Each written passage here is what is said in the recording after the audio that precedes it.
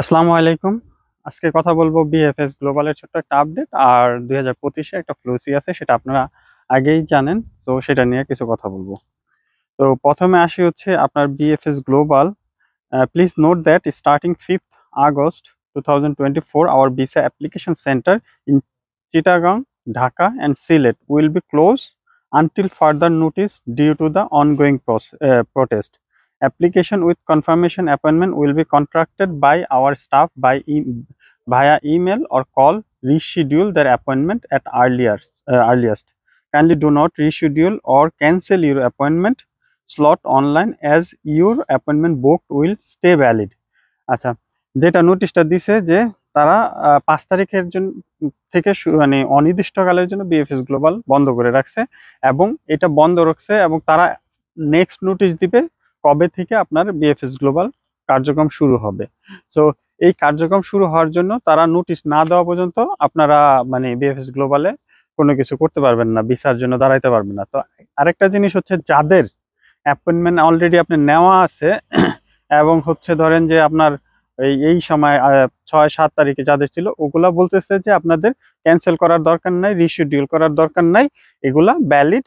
এরা আপনাদেরকে ইমেল করবে আপনাদের অ্যাপয়েন্টমেন্টটা হিসাবে কবে নিবে সেইটা, অথবা আপনাদেরকে ফোন দিয়ে জানানো হবে যে হ্যাঁ তোমাদের অ্যাপয়েন্টমেন্টটা এত তারিখ থেকে অ্যাক্টিভ হবে, তোমাদের 6 তারিখের যেটা ছিল 6 তারিখেরটা তোমার 12 তারিখ 15 তারিখ এইরকম একটা আপনাদেরকে ইমেল হোক ফোন হোক যেভাবে হোক আপনাদের সাথে কন্ট্যাক্ট করবে। তো আপনারা এটা নিয়ে ভয় পাওয়ার কিছু নেই। তো যাদের অ্যাপয়েন্টমেন্ট আছে তাদেরকে বলবো আপনারা নিশ্চিন্তে থাকেন, মানে ক্যান্সেল করেন না। আর রিশিডিউল মানে হচ্ছে আপনার এই অ্যাপয়েন্টমেন্টটা আপনার মনে হলে যে আমার 6 তারিখে ছিল 7 তারিখ ছিল, এটা তো আমার ইনভ্যালিড হয়ে গেছে, আমি অন্য একটা ডেটে নিয়ে যাব, এটাও দরকার নাই, এটা ভ্যালিড আছে, তারা অটোমেটিকলি আপনারটা আপডেট দিয়ে দিবে। এখন হচ্ছে আপনারা জানেন লাস্ট টাইম যেটা ফ্লুসি ডিক্রিত ফ্লুসিটা হয়েছিল তিনটা, কিন্তু এট এ টাইম হয়েছিল 23-এ একটা, 24-এ একটা, 24-এ যেটা অলমোস্ট মানে যা আছে নুলাসটা উঠে গেছে, হয়তো বা এখন 2-1টা হাতে গোনা উঠে, যেগুলো হচ্ছে পেন্ডিং এ ছিল, বাট মোটামুটি বলা যায় সবই উঠে গেছে। 25-এর যে ফ্লুসিটা, এটাও কিন্তু একটা ভালো পরিমাণের একটা মানে অ্যামাউন্টের লোক ইটালিতে নিবে। এটা সিজনাল নন সিজনাল মানে আপনার সব সেক্টরেই লোক নিবে। তো 25-এ আপনার টোটাল এখন পর্যন্ত যেটা তারা দিছে মানে 25-এ 1,65,000, মানে মানে তার মধ্যে হচ্ছে সিজনাল হচ্ছে আপনার 93,500, তার মধ্যে আপনার সেলফ এমপ্লয়মেন্টের জন্য 730টা, অ্যান্ড দেন হচ্ছে নন সিজনাল যারা হচ্ছে 70,720টা কোটা পাবে। এগুলো হচ্ছে এই মানে 165,000-এর মধ্যে। তার নিচে আবার তারা ভাগ করছে আপনার কিছু সিটিজেন, যেগুলো হচ্ছে আপনার আলাদাভাবে তাদের জন্য একটা সুযোগ দেওয়া হচ্ছে, citizen of countries with further with future immigration agreement, যাদের সাথে মানে মানে ভবিষ্যতের একটা ইমিগ্রেশন এগ্রিমেন্ট আছে, তাদের জন্য 14,000 quota. Citizens of state running campaign against irregular migration trafficking. আচ্ছা, এমন কিছু সিটিজেন আছে যারা কিনা হচ্ছে আপনার হচ্ছে ক্যাম্পেইন এগেনস্ট মানে ইরেগুলার মাইগ্রেশন যারা আছে, তাদের জন্য ক্যাম্পেইন করে, তাদের জন্য কাজ করে, তারা বলতে পারেন কাইন্ড অফ একটা এনজিও, তাদের জন্য 3,500। যারা হচ্ছে stateless person and refugee. Stateless মানে হচ্ছে ধরেন কোন একটা দেশে যুদ্ধ হলো এবং সেই দেশে গভর্নমেন্ট নাই মানে একটা সময়ের জন্য, তো এই সময়টা হয়তো লং রানে হইতে পারে। তো আপনার যখন ওই সময়টা মানে একটা ওইটারে বলা হয় কোনো দেশ না বা কোনো একটা কান্ট্রি স্টেটলেস হয়ে যায়, সেই সময় যেই ধরনের লোকগুলো আছে তাদেরকে বলা হয় রিফিউজি। এই রিফিউজিদের জন্য আপনার 50টা কোটা বরাদ্দ রাখছে।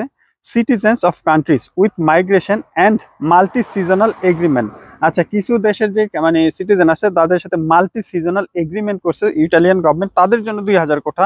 Citizens of countries with immigration agreement in the agriculture sector application submitted by association of employee। আচ্ছা, কিছু কান্ট্রি যে সিটিজেন আছে তারা কিনা তাদের সাথে একটা এগ্রিমেন্ট আছে এগ্রিকালচারের সেক্টরে, যেটা হচ্ছে আপনার সিজনালে, এবং সেইটা হচ্ছে আপনার কলেজ দি থ্রি যেটা বলেন আপনার ইটালিতে কিন্তু দুইটা ভাগ, একটা হচ্ছে আপনি অ্যাজ এ মালিক হিসাবে আপনার এগ্রিকালচার ভিসাতে কারো স্পন্সর করে নিয়ে আসতে পারবেন, অথবা আপনাদের যে অর্গানাইজেশন আছে ইটালিতে তাদের একটা ভালো পরিমাণ কোটা আছে, তাদের জন্য 42,000 কোটা রাখা হয়েছে। Citizen of countries with current immigration agreement with in that tourism sector application submit by, আচ্ছা কিছু কান্ট্রি যেগুলো আছে ট্যুরিজম সেক্টরে এদের জন্য আপনার 32,000 কোটা। তো এখানে হচ্ছে টোটাল হচ্ছে আপনার 93,550টা কোটা হচ্ছে as a seasonal quota. And non সিজনালের জন্য যেটা করছে তারা citizen of states running campaign, একই আপনার প্রথম যেটা বলছে এটার জন্য আপনার নন সিজনাল 150টা worker of Italy origin resident in Venezuela. আচ্ছা এইটা একটু সংক্ষিপ্তভাবে বলি। ধরেন আপনার দাদা বা বাবা মানে আগের জেনারেশন কেউ ইটালিয়ান ছিল, তারা কোনো কারণে ভেনেজুয়েলাতে গিয়ে স্টে করছে এবং তার পরবর্তী জেনারেশনে তারা মানে বাই বর্ন ইটালিয়ান না কিন্তু ভেনেজুয়েলিয়ান যদি ওই রকম কাগজপত্র থাকে তাদের ক্ষেত্রে একটা কোটা দিছে, সেটা হচ্ছে আপনার 10টা স্টেটলেস পারসন অ্যান্ড রিফিউজি, ওই যে আমি যেটা প্রথমেই বললাম তাদের জন্য হচ্ছে 20টা নন সিজনাল। দেন হচ্ছে আপনার citizen belonging to specific category, এটা হচ্ছে স্পেশাল ক্যাটাগরিতে 500 কোটা দিচ্ছে নন সিজনালে।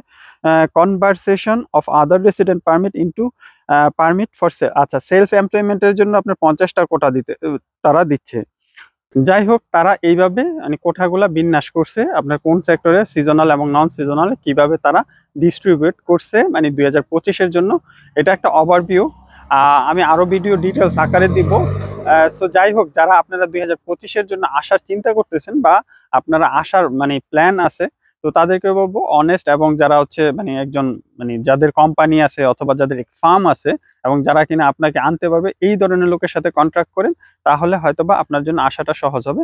আর এখানের মধ্যে প্রচুর 2 নাম্বারই হয়, বাটপারি হয়। সো এগুলা থেকে সাবধান থাকবেন। সবাই অনেক অনেক ভালো থাকবেন, সুস্থ থাকবেন। দেখা হবে খুব তাড়াতাড়ি নতুন আরেকটি ব্লগে। আল্লাহ হাফেজ।